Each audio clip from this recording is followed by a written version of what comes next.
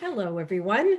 Today is April 28th, 2022, and we just received a report from the Bureau of Economic Analysis that was a contraction of minus 1.4% in the economy, the first quarter GDP of 2022. I wanted to get comments from Gay, her last name is Cororaton. She is the National Association of Realtors. She's one of their senior economists. She's also the director of housing and commercial research. And she had a lot of comments that were really important. So we're going to be sharing her perspective in just a moment. Am I okay? Yeah, you look great. All right, thanks so much for joining me today. I really liked your commentary. It was quite different from a lot of the talking heads that we're hearing out there. So let's talk about the news today, which is, of course, is the contraction in the economy. And just, give me your comments and your take on that. I'm assuming you were kind of expecting it, or was it a surprise? Well, to me, it was a surprise. I didn't think that consumption would fall that far. But, first of all, GDP did contract by 1.4%. Now, the good news is the headline figure for personal consumption increased. But if you look at if you parse it out, you see that consumer spending really declined on those essential items, food, clothing. And what was increasing were this, I think, one-off expenditures like motor vehicle purchases, recreational vehicles. And to me, if people are trying to cut down on these essential items, pretty soon you'd have also a decline in this, what you call non-essential items. And so that was what was worrying to me about this figure. The headline figure was great, but if you look deeper, something is happening with consumer spending. And if you look also at the income in just nominal terms, personal income fell, and that is just in nominal terms. I'm not even adjusting for inflation. It's difficult for consumers, and they're trying to tighten their belts. And so I think, as I said, I'm kind of worried now about the pernicious effect of inflation on the economy. And, you also pointed out that people are having to dip into their savings. So, what we're hearing the contraction, but then everybody's saying, but consumer spending was strong, and they haven't really drilled into it. Your commentary, that's why I wanted to put you on here so fast, was the first one to say, hey, it was driven by one-off items, and we're actually seeing a pullback in essentials. And also, your point about personal savings being dipped into. So can we talk a little bit about that as well? Yes. Well, you know that with the pandemic, people got a lot of support from the federal government, right? You had those emergency impact payments. Towards a year ago or 2 years ago, you had those savings. But now that savings rate has gone down, and it's even lower. It's about 6% now. And that is even lower than the pre-pandemic level of 8%. So those savings are gone in a sense. There's, I guess, for the ordinary folks, there's really no savings to dip into. And that's why you're seeing this contraction in your essential spending. Yeah. And even if there was, I guess, even if there was spending, if they anticipate tougher times ahead, as I said, well, they're all the more that they're not going to spend on this, non-essential one-off items, right? They're going to try to stretch that budget. Yeah, because and also one of the other numbers that I saw out of your report was that gasoline expenditures were down. Of course, high prices, it's not a surprise, but everything is high prices. And that can kind of segue into some of your research into housing. I did notice at the bottom of that note that you said housing sales are expected to contract, what did you say, by about 9% this year? Yes, correct. Well, first of all, households are now being hit by what I call that triple whammy, right? You're facing high mortgage rates. Mortgage rates are now above 5%. We're past the historic 3%. And then you're facing higher prices. So even with mortgage rates rising, because inventory is still so tight, prices are still rising at a double-digit pace. Case-Shiller came out 2 days ago, right? 20% year over year. NAR data is showing the same 15%. So you're facing high mortgage rates, you're facing high prices, just to purchase the typical home, you need about $600 more now than you did a year ago. And then Right. on top of that, the third one is, as I said, you're facing this higher gasoline prices, higher spending on food. You need about $500 more a month, just to consume that level of consumption that you had a year ago. So, households, who would want to purchase a home or who were into the home buying market, are going to feel that affordability pinch. Now, if you're earning about $92,000, you could probably still afford a home. And for those folks, I think it makes sense to buy because mortgage rates are just going to be rising even more. And if you wait out, you're going to spend $200 more. But for other folks, they just don't have the resources right now. So we think on balance, housing sales are going to go down by about 9%. Home prices, though, because of the tight supply, will still keep rising, but at a moderate pace. Got it. And that's not at all in the same all across. I mean, that's a median average nationwide. So where are you really seeing those stronger sales growth, and where is it maybe a little bit more flat or even maybe going down a little bit?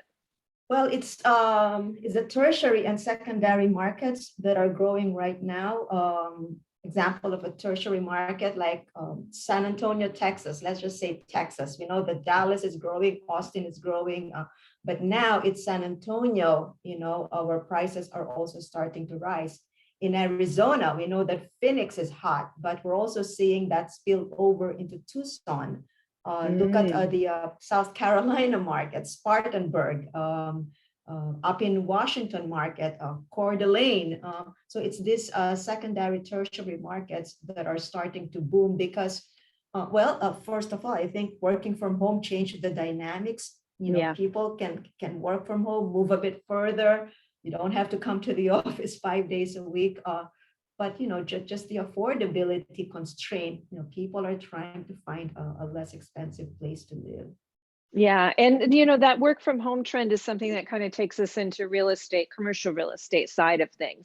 I just got back from San Francisco, and it looks like the vacancy rates are still pretty high there. What are you seeing in commercial real estate in terms of vacancy rates? Oh, correct. In terms of the office, the highest vacancy rates are in San Francisco, New York, your big cities, Chicago, Washington, D.C. Those places are still suffering from about 12% vacancy rate. New York alone, they have lost about 30 million square feet since the pandemic of occupied space. Same thing for San Francisco. And office rents have not increased. But again, in these other markets like Phoenix, Austin, Dallas, outside of this, the big gateway cities, you're seeing office demand pick up there. Really? That's quite interesting. Now, do you, due to the low transaction volumes in commercial real estate, I've seen in some of the Fed minutes that they were saying, we really aren't sure if there has been any sort of price impact from all this vacancy because it's just such a low transactional volume. What do you think in terms of the pricing, especially of these cities that see the high vacancy rates? Well, at least for those transactions that are occurring, the data we're looking at for proprietary data is showing that prices are up. Well, even, the Federal Reserve Board publishes that data on price overall, prices are up, but these are transactions based. Now, I guess in terms of valuation, the thing is, I also analyzed cap rates, and I noticed that even with interest rates rising, cap rates kept compressing. So which meant that there's an inverse relationship between your cap rate and your price, right? So prices are still up. I guess because people are also trying to, investors are trying to purchase these properties right now while they're, relatively cheap. But at least for those transactions, as I said, they're up. Cap rates continue to depress even with interest rates rising. Okay. So is the volume increasing or is it still fairly tepid? You know what? It's also increasing. But Wow. here it is. If we break down where the increase is coming from, it's essentially in multifamily and in industrial. Those are your Mm. hottest markets right now. So sales for multifamily because of high mortgage rents. There's that incentive for people to remain as renters for now. And investors are also moving into the single family rental market. So lots of transactions volume for multifamily and single family rentals and for industrial properties because this boom in e-commerce and also the shift from what I call the just in time to just in case inventory management, I think is pushing that demand for industrial property. Yeah, industrial, if you look at rent growth, apartment rents are rising about 11%, industrial 11%. Vacancy rates for industrial are at the lowest rate, 4%, similar for multifamily. And so that low vacancy rate, just shows you this imbalance between the demand and supply for these two types of property assets. What do you think is going to happen with these vacant office buildings, or what trends are you seeing there? You know what? So there's a lot of talk about converting them, right? Converting them from from office to residential. But I looked again at the rent differential of your Class B office rents in, let's just say, San Francisco, and also Washington, D.C. If you were to convert these Class B offices, furbish the office, use it for adaptive reuse for residential. And if you compare that rent for Class A, the rent for your Class A is not that much different yet from the rent that you're getting on the office rent. So essentially, even if rents have not dropped that much yet, to encourage that shift. Now, in places, I think like Chicago, is the most well poised for that conversion, but San Francisco rents, that rent differential somehow doesn't cut it yet. Yeah, probably the long-term leases are playing into that Correct. Companies haven't yet figured out what they want to do with that. Correct. So it'll take time, and yeah, people are still in that. Well, I'm going to see, right? Maybe I can still I'll see whether there's going to be a renewal for these leases. But yeah, for now, the fundamentals are not yet driving this big shift from conversion of office into residential. But we'll see. As I said, the work from home is a major factor. It's going to be it's a game changer, right? Not just in terms of the office market, but also in terms of the residential market. And so you think it's here to stay? I think so, yes. Most likely it's going to be hybrid rather than a full work from home. But yeah, it's here to stay. Companies are already offering that. And even if you don't want to, a company out there is going to hire, employees are going to want to work for companies that are willing to offer that benefit. Yeah. I myself, I have lost an employee because of that. I think it's, and people have already shown that they can work productively, right? Working from home. Well, also, and this is one of the few times in decades when it's back to labor having a big say in the matter, right? When you have such a tight market and there's companies are competing for talent, Correct. You have to kind of come up with what they want, right? Correct. Yeah. The latest data is showing that there are about 2 job openings for every job seeker. So yeah, there's a tough competition for labor. Well, okay, so let's talk about the potential for the R word. Of course, we're not in a recession yet, but are you worried about that? Do you think our next quarter is going to be a contraction as well? We have seen some data coming in from Goldman Sachs, 35%, but over the next 2 years, chance of recession. What do you think, peering into your crystal ball? it's possible we might see another negative growth. But we'll see. I don't want to project far beyond next quarter, but as I said, consumers are feeling that pinch, they're feeling that hit, and so they're just trying really to adjust. And as I said, personal income fell, without even adjusting for inflation. So it's a possibility. I hope we don't get there, which is why I think that the Fed right now will be more aggressive in terms of cutting back, in terms of clamping down on inflation, battling inflation, because I think the pernicious effect of inflation is already rearing its ugly head. It's showing. So yeah. I mean, we're all expecting 50 basis points, the next one and probably the following one. What do you think the Fed fund rate goes to 2.4 this year? And then what happens to mortgages? What are your numbers you're projecting? So, I mean, even in December of last year, right, when they came up with their March numbers, they were already looking at 1.9% federal funds rate.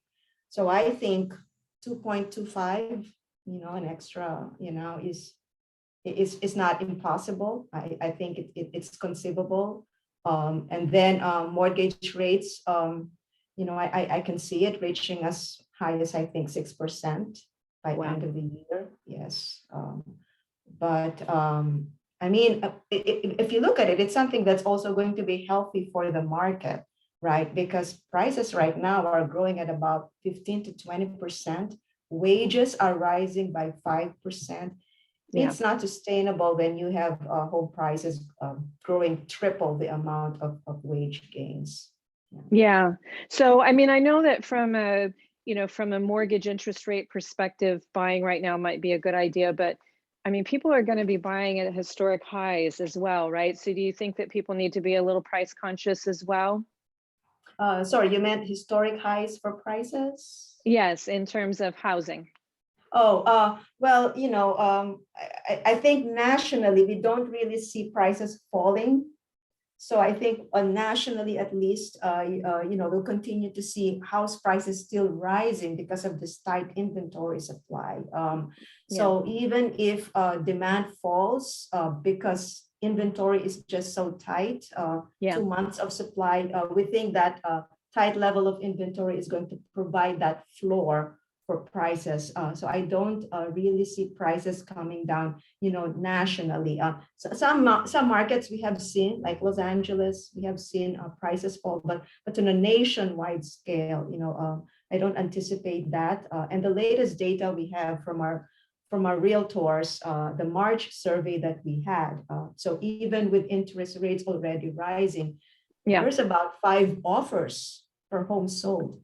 And that's crazy. Yeah. And no, but this is because those who can afford are anticipating this further rise in mortgage rates next year, right? Yeah. So if you have that income, you're trying to beat that mortgage rate. So again, sales will fall, but in terms of prices, our assessment of the market is that this tight supply condition is still going to put a floor on prices. And I have one last question for you. And then, of course, if you have any final comments, but what are we seeing in terms of people spending maybe reaching a little too far in their budget or not? Are we seeing of these affordability measures where, maybe that's why people are having to dip into their savings, that they're maybe taking on a little bit too much? What are you seeing in the data there? I mean, when I saw car spending go up, right, motor vehicle spending go up, or recreational services, I'm like, why? But probably those decisions were done long ago, right? You had planned your trip, 6 months ago, But I think that again, it's people are rational in a sense, right? You're not going to keep spending on these non-essential items. If you're trying to cut down on even the essential items. Yeah. All right. Well, I'm going to give you the last word. Anything that you want to say about whether it's housing or commercial real estate or even, just the economy in general and all the things, of course, that are swirling around. War, inflation. I mean, high gasoline prices. That almost feels like the late 70s a bit here. Correct. Yeah, you know what? You're right. You just said it all, right? We're facing several headwinds right now. We're facing the global tension headwinds, and the exports. We didn't talk about exports, but we did see exports decline. Of course, the economy is in a period of adjustment right now. But I think the good news is that the Fed is trying to battle inflation so that, to set a good path for the economy moving forward. So we're in this period of adjustment. I think the economy is gonna get into this period of adjustment at least this year, maybe middle of next year. But after that, we'll continue to see, I think, slower inflation, an economic growth, and more normal spending, where people don't have to, deal with that sudden surge in inflation and in prices. It's a period of adjustment that the economy is going through right now. Yeah. But you know what? I'm very hopeful. The Fed is, trying to balance everything. Trying to make sure that inflation is controlled, but the economy doesn't contract too much. But to me, really, right now, when I saw the numbers, the Fed is always trying to say we'll balance growth and we'll balance inflation. I think right now, the focus really has to be on fighting inflation. Well, thank you so much for your time, and thank you so much for your excellent commentary. I really thought that it set itself apart. So thank you. Thank you so much, Patricia. Thank you so much. Yeah. All right. Talk to you soon. Yeah. Bye now. Okay. Bye-bye. Okay, so again, that was my interview with Gay Cororaton, and she is the National Association of Realtors Senior Economist, Director of Housing and Commercial Research. If you would like more interviews like this, a couple months ago, I interviewed Lizanne Saunders. She was the Chief Investment Strategist, or is, of Charles Schwab. We often interview Howard Silverblatt, a very, very open, very transparent, and very knowledgeable with a lot of experience. He is a senior index analyst of the S&P 500 or S&P Dow Jones Industries. We have many experts on this program. So please do follow me at youtube.com/Natalie Pace. Also go to nataliepace.com. And as a reminder, if you'd like to join me for my retreat, where we have time-proven 21st century strategies, both to save thousands of dollars annually in your budget with smarter big-ticket choices, as well as how to protect your wealth while diversifying and getting hot. Our next retreat is June 10th through the 12th, 2022. It's online, so you can attend from anywhere. Early bird pricing ends April 30th. So be sure to check it out now at nataliepace.com. Again, all you have to do is go to nataliepace.com and click on the retreat banner ad. You'll get all of the 18 things that you're going to learn and master at the retreat. You will also get pricing information. And again, you're going to save a boatload of money by registering by April 30th, and bring a friend, because that we really incentivize friends and family to come together. So thanks again for joining me. Again, it's Natalie Pace at nataliepace.com and youtube.com/Natalie Pace. You can follow all of my social media at nataliepace.com. Just click on it. You know how to access those icons. And I will see you again in just a few minutes, because we're going to have another webinar on whether or not we're going to have a recession, and also a bond warning. So you don't want to miss that. Thanks again.